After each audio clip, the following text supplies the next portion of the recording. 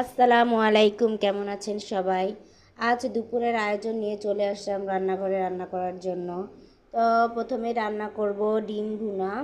তো আমি পেঁয়াজ কুচি ভালোভাবে ভেজে নিয়ে তাতে টমেটো কুচি দিয়ে ভালোভাবে নেড়েচেড়ে নিলাম। তারপর সব ধরনের মশলা দিয়ে মশলাটাকে ভালোভাবে কষিয়ে নিলাম। তারপরে ভাজা ডিমগুলোকে দিয়ে দিয়েছি। তারপর ভালোভাবে নেড়েচেড়ে কষিয়ে নিলাম।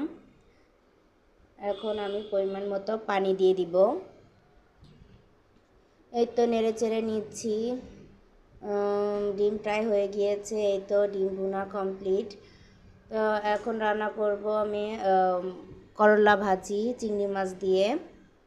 তো পেঁয়াজ কুচিগুলো ভালোভাবে ভেজে নিয়ে তাতে আমি ছোট চিংড়িগুলো দিয়ে দিয়েছি। ভালোভাবে নেড়ে চেড়ে ভেজে নিচ্ছি।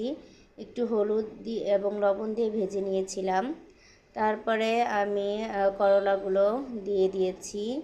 এই তো ভালোভাবে মিশিয়ে নিচ্ছি নেড়ে চেড়ে। তো আমি অন্য একটি কড়াইতে কচুরমুখী রান্না করব, তাই মশলা এবং চিংড়ি মাছগুলোকে ভালোভাবে কষিয়ে নিয়েছি। এরপরে কচুরমুখীগুলো দিয়ে ভালোভাবে নেড়ে চেড়ে কষিয়ে নিচ্ছি। তো ফাঁকে আমি একটু করলা ভাজিটাকেও নেড়ে চেড়ে নিচ্ছি। তো করলা ভাজি হয়ে গিয়েছে। এখন আমি কচুরমুখীগুলোকে ভালোভাবে নেড়ে চেড়ে নিব।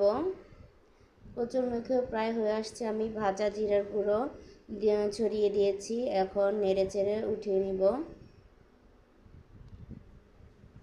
তো এই তো আজকের রান্না কমপ্লিট। যদি ভালো লেগে থাকে আমার ভিডিওটি অবশ্যই লাইক এবং কমেন্ট করবেন এবং অবশ্যই সাবস্ক্রাইব করবেন।